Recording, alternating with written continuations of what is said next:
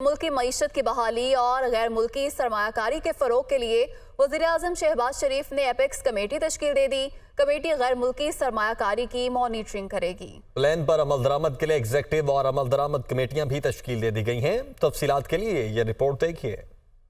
ملکی معیشت کی بحالی کا بڑا عزم، بڑے فیصلے۔ وزیراعظم کی سربراہی میں ایپیکس کمیٹی کی تشکیل، آرمی چیف اور عسکری حکام بھی کمیٹی میں شامل۔ سعودی عرب، UAE، قطر اور بحرین پاکستان میں بھاری سرمایہ کاری کے لیے تیار۔ ایپیکس کمیٹی غیر ملکی سرمایہ کاری کی مانیٹرنگ کرے گی۔ پلان پر عمل درآمد کے لیے ایگزیکٹو اور امپلیمنٹیشن کمیٹیاں بھی تشکیل دے دی گئی۔ ایپیکس کمیٹی میں وزیر خزانہ، وزیر منصوبہ بندی، وزیر دفاع، وزیر دفاعی پیداوار شامل ہیں۔ وفاقی وزیر فوڈ سیکیورٹی، وزیر انفارمیشن ٹیکنالوجی اور وزیر پیٹرولیم بھی کمیٹی کا حصہ ہوں گے۔ ذرائع کے مطابق ایپیکس کمیٹی ملک میں بیرونی سرمایہ کاری کے لیے فریم ورک تیار کرے گی اور پاکستان میں سرمایہ کاری میں دلچسپی رکھنے والے ممالک کے لیے سہولت کاری کرے گی۔ ذرائع کے مطابق ایپیکس کمیٹی آئندہ 3 سال میں غیر ملکی سرمایہ کاری کو یقینی بنانے کے علاوہ اسپیشل انویسٹمنٹ فیسیلیٹیشن کونسل کے فیصلوں پر عمل درآمد بھی کروائے گی۔ ایگزیکٹو کمیٹی کی سربراہی وفاقی وزیر منصوبہ بندی جبکہ امپلیمنٹیشن کمیٹی کی سربراہی وزیر اعظم کی معاون خصوصی کریں گے۔ ایپیکس کمیٹی کا اجلاس ہر 3 ماہ بعد ہوا کرے گا۔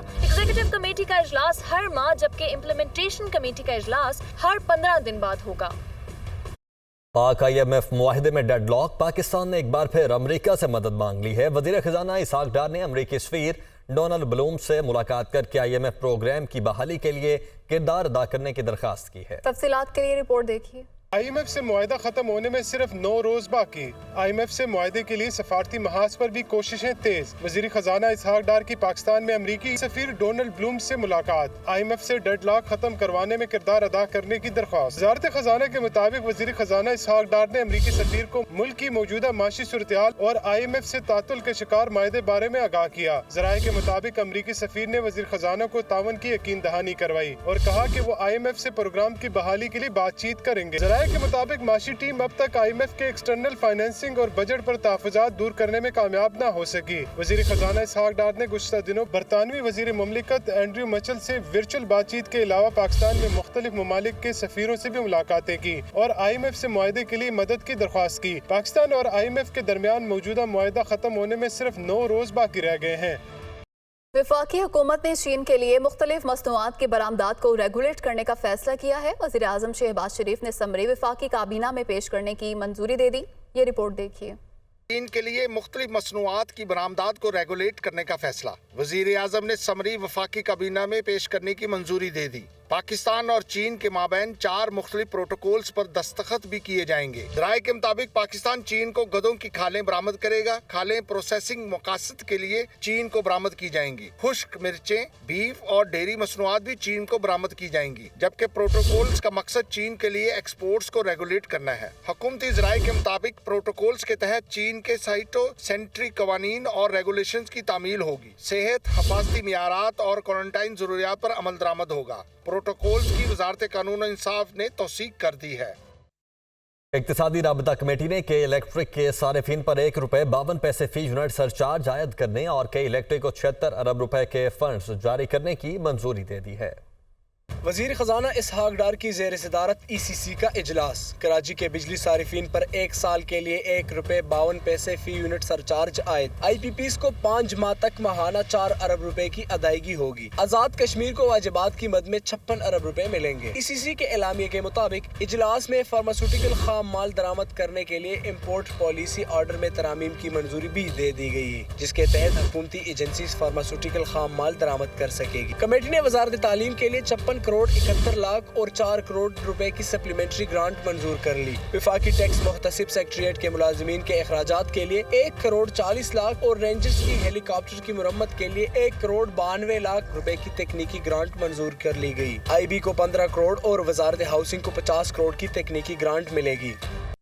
صدر مملکت عارف الوی نے جسٹس قاضی فائز عیسیٰ کی بطور چیف جسٹس آف پاکستان تعیناتی کی منظوری دے دی۔ جسٹس فائز عیسیٰ 17 ستمبر 2023 کو جسٹس عمر عطا بندیال کی ریٹائرمنٹ کے بعد پاکستان کے 29ویں چیف جسٹس کے طور پر حلف اٹھائیں گے۔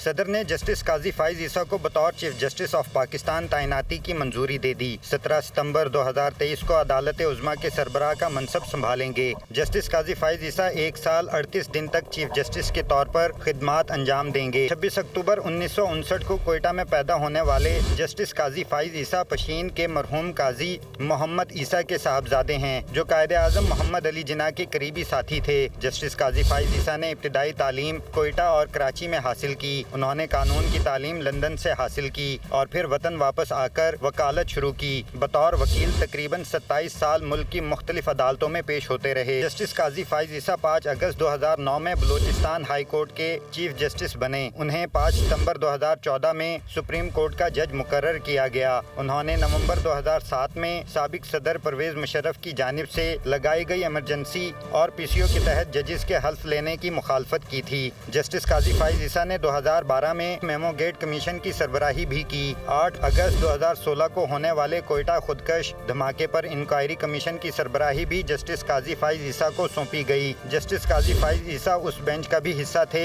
जिसने नवाज शरीफ और शहबाज शरीफ के खिलाफ नैब की अपील को मुस्तरद किया। नैब ने हुदैबिया पेपर मिल केस में हाई कोर्ट के फैसले के खिलाफ सुप्रीम कोर्ट से रुजू किया था। जस्टिस फाइज ने फैजाबाद धरना केस का फैसला दिया। 2019 में उनके खिलाफ आमदन से जायद असासा जात बनाने का सदारती रेफरेंस पेश हुआ। 2022 में हुकूमत तब्दील होने के बाद नई हुकूमत ने रेफरेंस वापस लेने की दरख्वास्त की, जिसकी समाअत के बाद मौजूदा चीफ जस्टिस पाकिस्तान उमर अता बंदियाल ने फैसला महफूज किया हुआ है। फौजी अदालतों में सिविलियन के ट्रायल के खिलाफ दरखास्तों की समाअत के लिए लार्जर बेंच तश्कील दे दिया गया। समाअत आज होगी। चीफ जस्टिस उमर अता बंदियाल की सरबराही में 9 रुकनी लार्जर बेंच तश्कील दिया गया है, जबकि दरखास्तों की समाअत आज 11:45 पर होगी। लार्जर बेंच में justice Qazi Faez Isa, justice Sardar Tariq Masood, justice Ijazul Hasan, justice Mansoor Ali Shah, justice Munib Akhtar, justice Yahya Afridi, justice Syed Mazahar Ali Akbar Naqvi और जस्टिस आयशा मलिक शामिल हैं। फौजी अदालतों में आम शहरियों के ट्रायल के खिलाफ 4 दरखास्तें समाअत के लिए मुकर्रर की गई हैं। मनी लॉन्ड्रिंग केस में साबिक वज़ीर आला चौधरी परवेज इलाही के जिस्मानी रिमांड की FIA की दरख्वास्त मुस्तरद। अदालत ने परवेज इलाही को जुडिशल रिमांड पर जेल भेज दिया। लाहौर से अबूबकर तारिक की रिपोर्ट देखिए।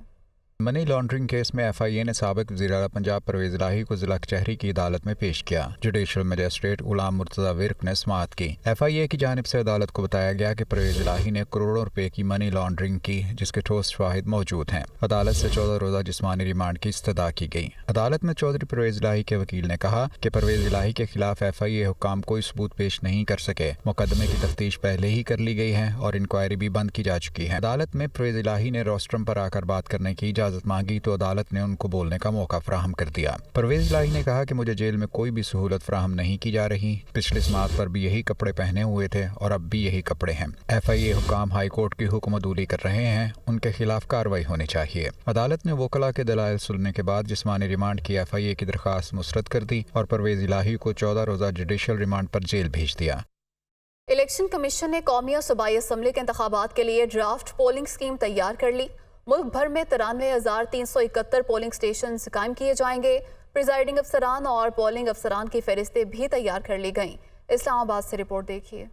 मुल्क में आम इंतखाबात की तैयारियां, कौमी और सूबाई असम्बली के इंतखाबात के लिए ड्राफ्ट पोलिंग स्कीम तैयार। मुल्क भर में 93,371 पोलिंग स्टेशन कायम किए जाएंगे। इंतखाबात से 2 माह कबल DROs, ROs और AROs की तैनाती हो। इलेक्शन कमीशन ज़राए के मुताबिक आम इंतखाबात के लिए पंजाब में 49,871 पोलिंग स्टेशन कायम होंगे। पंजाब में 14,960 पोलिंग स्टेशन इंतहाई हसास, जबकि 9,974 पोलिंग स्टेशन हसास करार दिए गए हैं। KP में 15,708 पोलिंग स्टेशन कायम किए जाएंगे, जिनमें से 4,296 पोलिंग स्टेशन इंतहाई हसास और 6,549 हसास करार दिए गए हैं। सिंध में 19,348 और बलूचिस्तान में 5,015 पोलिंग स्टेशन कायम होंगे। सिंध में 4,823 पोलिंग स्टेशन इंतहाई हसास, 14,525 हसास करार दिए गए हैं। बलूचिस्तान में 2,083 पोलिंग स्टेशन इंतहाई हसास, 2,068 हसास करार दिए गए हैं। इस्लामाबाद में 1,041 पोलिंग स्टेशन बनाए जाएंगे। वफाकी दारुल हुकूमत में 326 पोलिंग स्टेशन इंतहाई हसास, जबकि 221 हसास करार दिए गए हैं।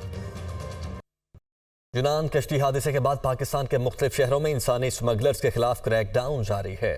गुजरावाला में अब तक 13 मुल्जिमान गिरफ्तार हो चुके हैं। FIA लाहौर जोन ने एक इंसानी स्मगलर को गिरफ्तार कर लिया। फैसलाबाद में 3 मुकदमा दर्ज करके कार्रवाई शुरू कर दी गई। मुतासरा फैमिलीज के DNA सैंपल्स लेने का काम भी जारी है।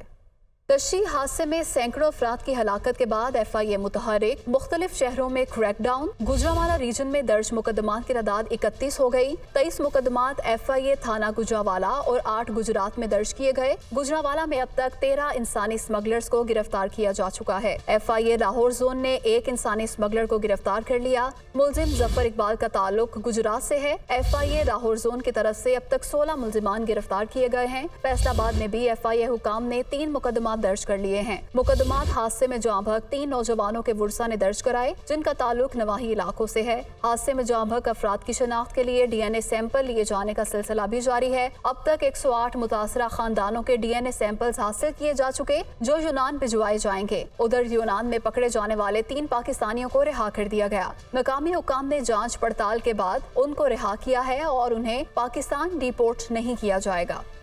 इंसदादे दहशतगर्दी अदालत ने जिना हाउस पर हमले में मुलव्विस 180 मुलजिमान की दरख्वास्त जमानत पर फैसला मुअख्खर कर दिया। सानिहा 9 मई में मुलव्वस मुलजिमान अदम शनाख्त और अदम सबूत पर रिहाई भी पाने लगे।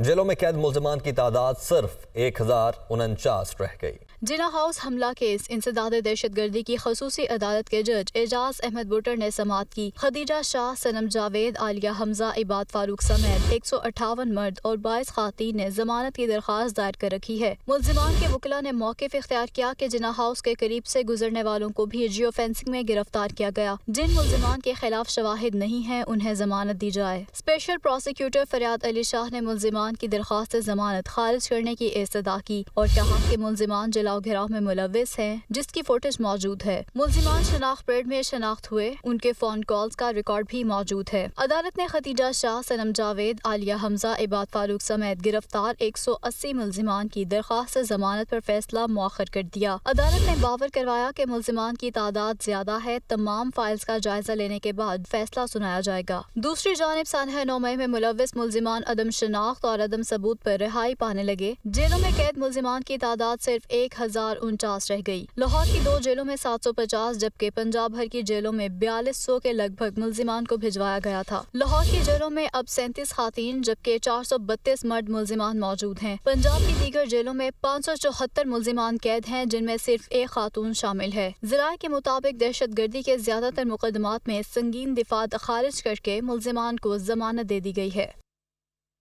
गर्मी में शिद्दत आते ही मुल्क में बिजली की लोड शेडिंग का दौरानिया भी बढ़ने लगा है।